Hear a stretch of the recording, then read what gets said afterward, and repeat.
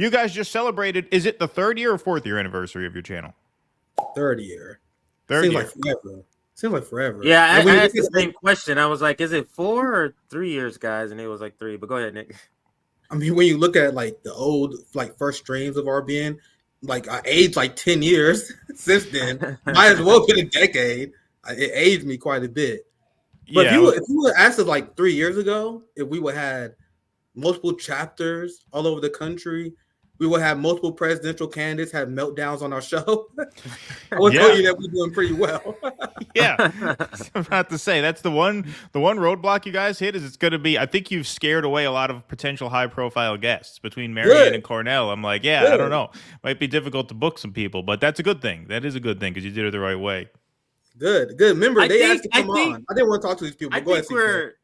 I think we're set up as, or I would hope we would be the channel where, if you want to be in this political space that is a left or an independent candidate, you have to go on the Nick and CJ show. You have to make an appearance before you get the street cred. You get what I'm saying? Like you get that street cred. So it would be something where we're not going to be soft on you, but it's something needed in order to be like, I've reached out. I hope we become that channel.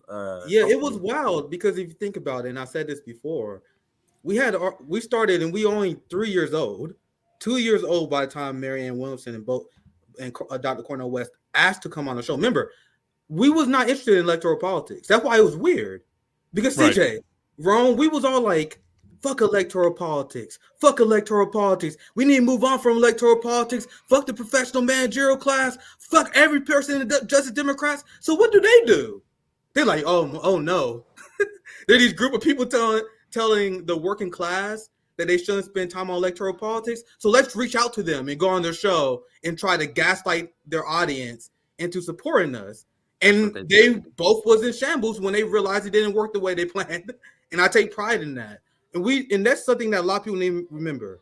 I don't invite these people on. And there have been countless of these politicians and people running for office that would try to get the RBN rub. No, my friend.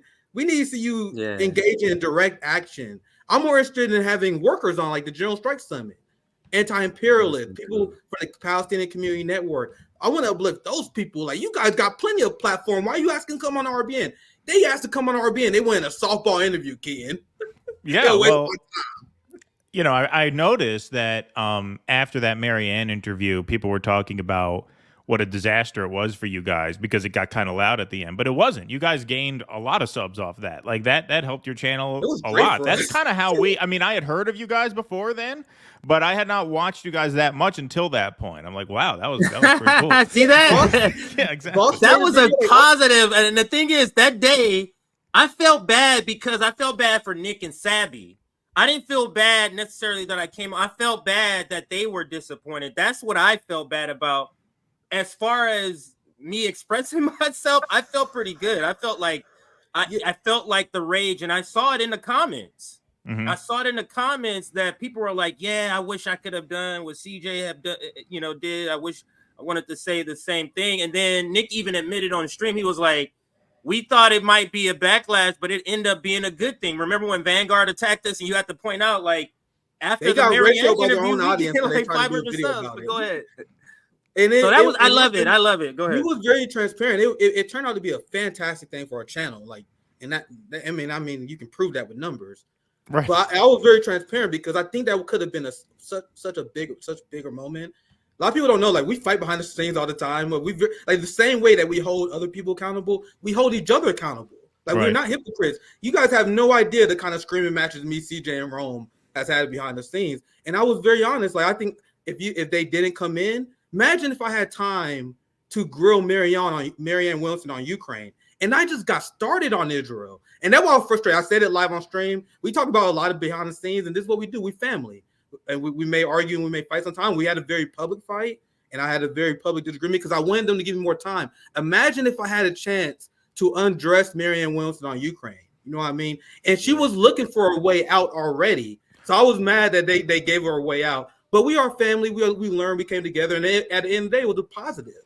At the end of the day, she still exposed herself. But go ahead, Ken. Well, that's what's so ironic about it is you gave her the choice to talk about Ukraine or Israel, and at the time you thought she took the easy way by going Israel, and then now look what happens when you look back on that. For Ukraine. That's why I was so mad, bro. Like, you guys, we missed something legendary. Like, because I had like a whole line of questioning planned that was going to expose her. And wait, she's been exposed since. Like, she was on Glenn Greenwald's show, and Glenn did a great job exposing her. I had very similar line of questionings that like Glenn had before they did their interview. But anyway, but in retrospect, it's good she picked Israel because what you said in that interview was a year really ahead of where most people were able to make those kinds of points. She's talking about a two-state solution, and you tell her, you say the Israeli Zionists have proven time and again they cannot be trusted to implement two states. And now everybody's on that page because they have to be. And that's when all the Marianne Williamson defenders like, oh, come on, Nick, you guys and your litmus test. That's what the Israel-Palestine issue was before October 7th. Who was covering that issue? Every single stream, every week before October 7th, because I seen this coming. Like, if you follow this issue, we already knew how important this was. This was the litmus test, and I was unapologetic about it. If you support the genocidal Zionist regime after 2014, like, I'm not anywhere near the Norman Finkelstein style historian, but that was maybe quit the Democratic Party.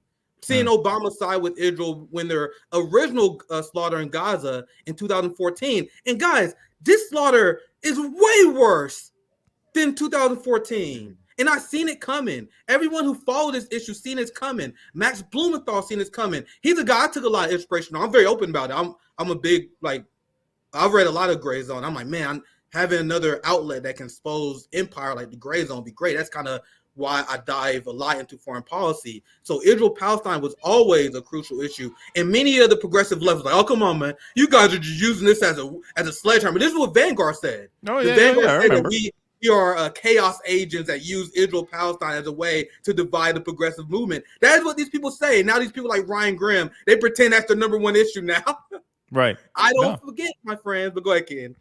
No, that's absolutely right. That's absolutely right. It's amazing how when you look back on that, how, you know, that was considered one of many issues. Even some of the RFK people, yeah, he's bad on this issue, but it's one of many, right? And then it just so happened that October 7th happened 2 days before he was set to announce his independent launch, which was terrible timing for him because even, you know, a lot of RFK's supporters, credit to them, they jumped ship on October 7th because they knew this was no longer going to be just one issue that they could sort of compartmentalize.